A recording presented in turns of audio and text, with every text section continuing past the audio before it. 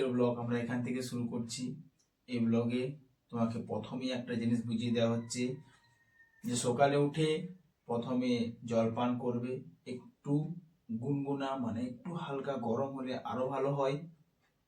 তো কালকের ব্লগটা অবশ্যই ভালো লেগেছে খুবই, কিন্তু আপনারা কমেন্ট করছেন না, অবশ্যই কমেন্ট করবেন। আমাদের 3 নম্বর ব্লগের প্রথম প্রশ্নটাই আপনাদেরকে তুলে ধরি, জলের সংকেত কি? আসসালামু আলাইকুম বন্ধুরা, আশা করি সবাই ভালো আছেন। আজ আমি আপনাদের সঙ্গে খুবই গুরুত্বপূর্ণ একটা বিষয় নিয়ে কথা বলবো। এক্সারসাইজ মানে শরীর চর্চা। অনেকে ভাবেন এক্সারসাইজ শুধু জিমে যাওয়ার জন্য বা শুধু মোটা মানুষের জন্য, কিন্তু বাস্তবে এক্সারসাইজ দরকার সব বয়সের সব মানুষের। এই ভিডিওটা শেষ পর্যন্ত দেখলে আপনি বুঝতে পারবেন এক্সারসাইজ কিভাবে আপনার শরীর, আপনার মন আর আপনার ভবিষ্যৎ বা জীবন বদলে দিতে পারে। এক্সারসাইজ শরীরের জন্য কেন জরুরি? বন্ধুরা, আমাদের শরীর একটা মেশিনের মতো। মেশিন যদি না চালানো হয় তাহলে কি হয়? ধীরে ধীরে নষ্ট হয়ে যায়। ঠিক তেমনই যদি আমরা শরীর না চালাই মানে এক্সারসাইজ না করি, তাহলে রোগ এসে বাসা বাঁধে। এক্সারসাইজ করলে হার্ট শক্ত থাকে, ব্লাড প্রেশার নিয়ন্ত্রণে থাকে, ডায়াবেটিস হওয়া ঝুঁকি কমে, আর শরীরে অতিরিক্ত চর্বি কমে যায়। প্রতিদিন মাত্র 30 মিনিট হাঁটা আপনাকে বড় বড় রোগ থেকে বাঁচাতে পারে। এটা কোনো গল্প না, এটা বাস্তব। অনেক মানুষ বলে, ভাই মনটা ভালো থাকে না, ডিপ্রেশন লাগে, সব সময় টেনশন। আপনি জানেন কি এক্সারসাইজ হলো প্রাকৃতিক মেডিসিন? যখন আপনি হাঁটেন, দৌড়ান বা শরীর নড়াচড়া করেন, তখন আপনার ব্রেন থেকে হ্যাপি হরমোন বের হয়। এর ফলে মন ভালো থাকে, টেনশন কমে, ঘুম ভালো হয়, আত্মবিশ্বাস বাড়ে। বিশ্বাস করুন, অনেক সময় এক্সারসাইজ ওষুধের থেকেও বেশি কাজ করে। কিন্তু সত্যিটা হলো উল্টো। যারা নিয়মিত এক্সারসাইজ করে তাদের কাজ করার ক্ষমতা বেশি হয়, তারা কম ক্লান্ত হয়, সারাদিন এনার্জি থাকে। আর এক্সারসাইজ মানে শক্তি খরচ নয়, এক্সারসাইজ মানে শক্তি তৈরি। বয়স বাড়লেও শরীর তরতাজা থাকে। বন্ধুরা, বয়স তো বাড়বেই, এটা থামানো যাবে না, কিন্তু বয়সের সঙ্গে সঙ্গে দুর্বলতাও আসে, এটা আপনি থামাতে পারেন। অনেক মানুষ 50-60 বছর বয়সেও তরুণদের মতো ফিট থাকে, কারণ এটাই নিয়মিত এক্সারসাইজ। এখন প্রশ্ন আসবে, ভাই কি এক্সারসাইজ করব? আপনি চাইলে শুরু করতে পারেন সকালে হাঁটা, সকালে হালকা এক্সারসাইজ মানে হাতগুলো নড়াচড়া, সকালে হাঁটা আর সকালে দৌড়া।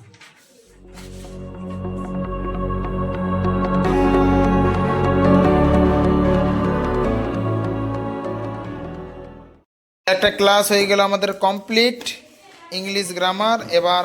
এবার আমাদের শুরু হবে ম্যাথের। তো গাইজ, আমার দৌড়া হয়ে গেছে। আজ আমি 1600 মিটার মারলাম। আমার সময় লাগলো 9 মিনিট 58 সেকেন্ড। এটা আমাকে আনতে হবে 6 মিনিটে। তো দেখি কত দিনের ভিতরে 6 মিনিটে এটাকে আমি করতে পারি। তোমরা আমার সাথে থাকো, এবং যাদেরই এত বেশি টাইমিং আসছে তারা ভয় করবে না। সেটা যদি লোকের সেটা 3 minute 58 second, 3.5 minute, 4 minute, 4.5 minute আসতে পারে, তো তোমারও সেটা 6 মিনিট আসতে পারে। আপকামিং যে সকল পরীক্ষাগুলো আছে, WBP, KP যে মাঠ আছে, এবং আর্মির দৌড় আছে, ওপেন আর্মির দৌড় আছে, এবং আরও যে সকল পরীক্ষাগুলো ফিজিক্যাল যেগুলোতে লাগে, দৌড় যেগুলোতে লাগে, সেগুলো যাদের আছে তারা ভয় করবে না। প্র্যাকটিস মাস্ট বি, অনেক দরকার, প্রত্যেক দিন করো। দেখো আজ আমার সময়টা তোমাদেরকে দেখায়, দাঁড়াও।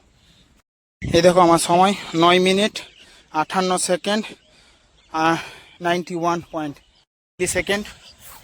তো কত সময় লেগেছে? 9 মিনিট 58 সেকেন্ড। তো তুমি দেখতে থাকো। এটা তো আমার 2 নম্বর ভিডিও চলে গেছে, সেখানেও আমি খালি ওয়াক করেছি, বেশি দৌড়াইনি, হালকা হালকা করে। আজকে যা 1600 মিটার মারলাম, 10 মিনিট সময় লেগে গেল, 2 সেকেন্ড কম, হ্যাঁ 10 মিনিট সময় লেগে গেল আমার। তো ভয় করার কোনো কারণ নেই, অবশ্যই এটা 6 মিনিটে চলে আসবে। কমাতে কত হবে? 4 মিনিট না? ঠিক, চলো দেখতে থাকো। জুড়ো, যদি তুমি রানিং করো, কোনো আর্মির জন্য বা কোনো পরীক্ষার জন্য প্রস্তুতি নিচ্ছ, তো অবশ্যই চ্যানেলের সাথে যুক্ত হও, অনেক হেল্প হবে।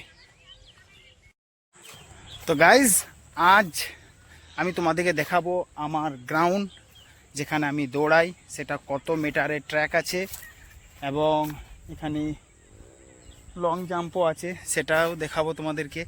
আর আজকে একটা ভালো জিনিস হয়েছে, সেটা হচ্ছে এখানে ছোট বাচ্চারা কি করছে, পিকনিক করছে। তো যদি পারি সেটাও আমি তোমাদেরকে দেখানোর চেষ্টা করব। এই দেখো এখানে পিচ বানিয়েছে, তো এটা দ্বারা ওটাকে কি করছে, প্লেন করছে। তো যারা যারা পিচ বানাও, এটা যদি তোমাদের কোনো সামনে পিঠে থাকে, তো আনার পর সেটাকে পিচের ওপর 2-3 বার চালিয়ে দেবে, আরও বেশি করে চালিয়ে দেবে, পিচটা একদম ভালো হয়ে যাবে। এই হচ্ছে আমাদের গ্রাউন্ড।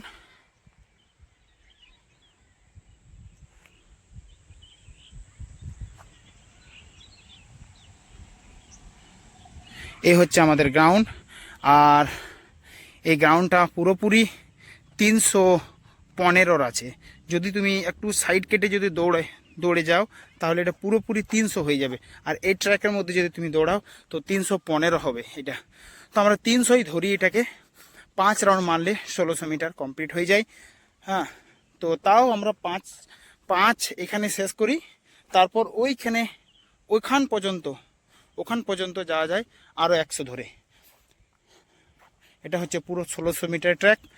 আর এর মাঝে এই জায়গাটাতে হয় ক্রিকেট খেলা সকলে। আর এখানে ঘর দেখতে পাচ্ছ, এখানে মানুষজন থাকে, একদিক থেকে ভালোই জিনিস।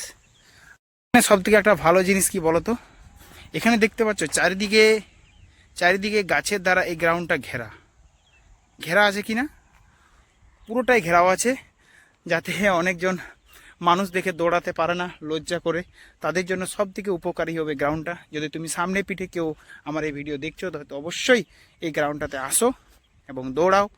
খুবই ভালো গ্রাউন্ড, একটু উবড় খাবড় আছে, কিন্তু দৌড়ার জায়গাটা একদম বেস্ট আছে। দিক থেকে যাওয়া যায়, রাস্তা আছে, এই দিক থেকেও রাস্তা আছে। এই হচ্ছে আমার বাইক।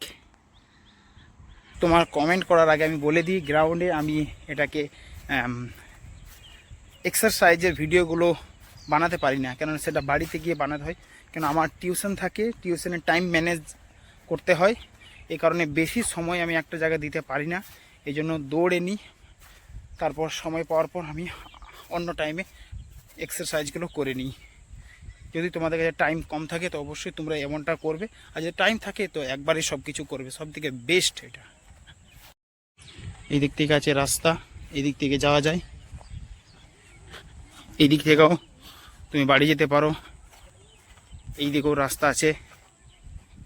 আর এখানে দেখো কি করেছে, গ্রাউন্ডের মধ্যে বাচ্চা ছেলেরা সব। গাইজ এখানে আছে লং জাম্পের জন্য জায়গা করেছে, লং জাম্প করার জন্য। গাইজ এটা কি, এটা হচ্ছে একটা গোল পোস্ট। তো আমার এখানে একটা প্রশ্ন আছে, যে দুটি গোল পোস্টের মাঝের মধ্যে যে দূরত্বটা আছে সেটা কত, এটা কমেন্টে জানাবে। তো গাইজ আপনারা দেখতে পাচ্ছেন, नाम की भाई तो आकिब भाई, हिंदी मीडियम का ये सर के सर भाग रहा शर्म से। ये बना रहा अभी चूल्हा, यहाँ करेगा पार्टी, पिकनिक, छोटा सा पिकनिक। তাহলে জানুয়ারি মাস আসছে, এবার সকলে পিকনিক করবে। তাই এরাও এখানে পিকনিক লাগিয়ে দিয়েছে, আপনারা দেখলেন।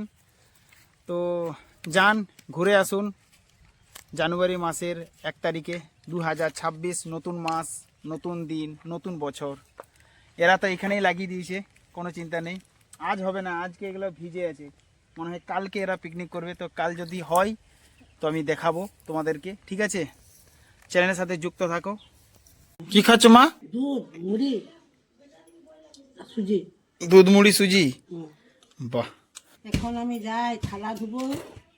ওর মা গেছে চড়তে আর বাচ্চাগুলো দেখো কেমন কাঁদছে। তো গাইজ এখন আমি যাচ্ছি কাপড় কাচতে। তোমরা দেখতে পাচ্ছেন অনেকগুলো কাপড় আছে, কালকেও আমি কাপড় কেচেছি কিন্তু সেগুলো আপলোড করতে ভুলে গেছি। আজকেও কাপড় আছে, সেগুলো প্রথম কাচতে হবে।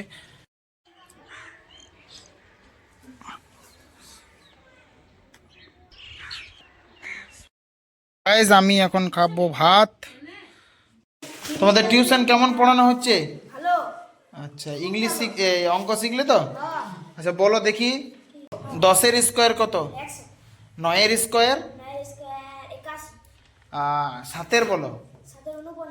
আচ্ছা 12-র বলো। 12। আচ্ছা তুমি বলো 11। 15 বলো। 225। আর তুমি বলো যে ভারতের রাজধানী কোথায়? আচ্ছা তো গাইজ দেখুন, এই ছুটকি মোবাইল দেখছে, পড়াশোনা বন্ধ করে মোবাইল দেখছে। পড়তে বসো। এই দেখছেন আপনাদের বাড়িতে কি বাচ্চারা এমনটাই? अरे पहले भाभी लाइए ना, भाभी का बात भाभी है रे। हाँ तो नदीम भैया का भाभी आ रहे, तो आप लोग पहले भैया का भाभी नहीं रे। मेरा भाभी हरी, नदीम भैया शादी कर रहे हैं तो चैनल को बिरयानी। বিরিয়ানি কোথায় গিয়েছিলি? এখনই গিয়েছিল বাজার এবং বাজার থেকে খেয়ে এসছে বিরিয়ানি। হ্যাঁ, আর ড্রেস দেখছো, বাহ। তো জয় হিন্দ গাইস, যেমন কি আপনারা জানেন যে আজকের এই ভিডিওটা আমাদের হচ্ছে 3 নম্বর ভিডিও। আর প্রথম 2টি দিনে ভিডিওতে আমি 2টি টার্গেট আপনাদেরকে দিয়েছিলাম। আমার মনে হয় যে আপনারা ওই টার্গেটগুলো অবশ্যই কমপ্লিট করেছেন। আজকের আমাদের টার্গেট হচ্ছে 3য় নম্বর টার্গেট।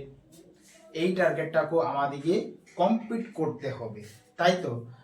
তাই আমাদের টার্গেটের মধ্যে এটাই থাকবে, ম্যাথ থাকবে 10টি, মানে 10টি টপিক, রিজনিং থাকবে 10টি টপিক, ইংলিশে জিকেতে এই যে হিস্ট্রি, জিওগ্রাফি, পলিটিক্যাল, ইকোনমি, এই 4টি টপিক ছিল।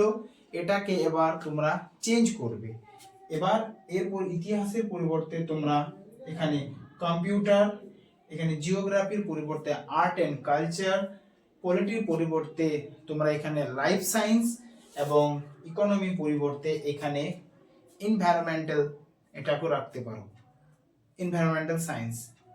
তো এইরকম ভাবে এইগুলোকে তোমরা চেঞ্জ করতে থাকবে এবং প্রত্যেক দিন টপিকগুলোকে পড়তে থাকবে।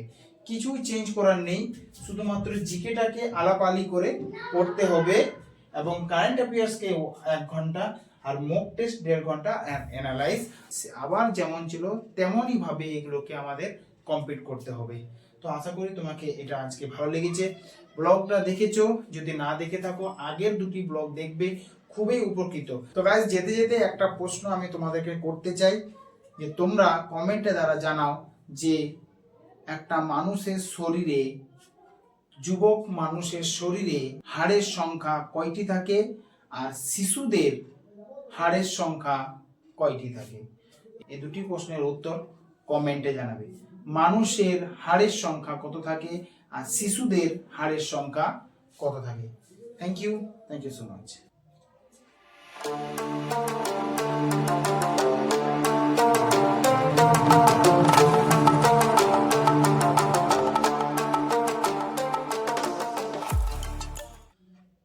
তো গাইস ঘুমোতে যাওয়ার আগে একটা কথা বলে যাই, যে প্রত্যেক মানুষকে আজ আমি যেটুকু কর্ম করেছি কাল তার থেকে বেশি ভালো করার চেষ্টা করতে হবে।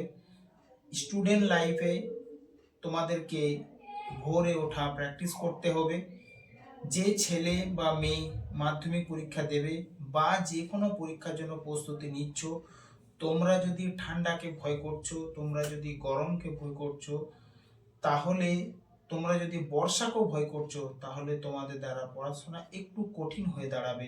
কেননা বর্ষা, শরৎ, হেমন্ত, শীত, বসন্ত, গ্রীষ্ম, এইগুলোকে তুমি রুখতে পারবে না, না আটকাতে পারবে। কোনো কারণবশত এদিকে তুমি থামাতে পারবে না। তাহলে করবে কি? বর্ষার দিনে বর্ষাতি পরবে, ঠান্ডার দিনে সোয়েটার পরবে, এবং কি গ্রীষ্মকালের দিনে হাফ গেঞ্জি পরে টিউশন ক্লাসেস তোমাকে করতে হবে। বর্ষার দিনে আমি টিউশন কামাই করলাম, এই সকল জিনিস চলবে না। রেনকোট পরেও তোমাকে টিউশন যেতে হবে, স্কুল যেতে হবে। তো আশা করি এই মেসেজটা তোমার জীবনে একটা আলোর পথ দেখাবে। তো আমি এটাই বলতে চাইছি যে আজকে তুমি যতটুকু পড়াশোনা করেছো, কাল ওর থেকে ভালো আর ওর থেকে বেশি টাইম ধরে পড়ার চেষ্টা করবে, হার্ড ওয়ার্ক করবে, তারপর নিজে নিজেই তোমার স্মার্ট ওয়ার্ক এসে দাঁড়িয়ে যাবে। Thank you so much. তাহলে এবার চলো আমরা ঘুমোতে যাই, টাইম হয়ে গেছে।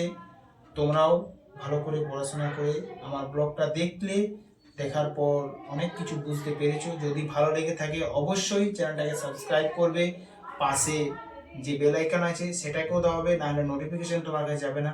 পাশে থেকো, সাথে থেকো, একা নয় একসাথে। চলো, bye bye, see you, take care. আসসালামু আলাইকুম ওয়া রাহমাতুল্লাহি ওয়া বারাকাতুহু।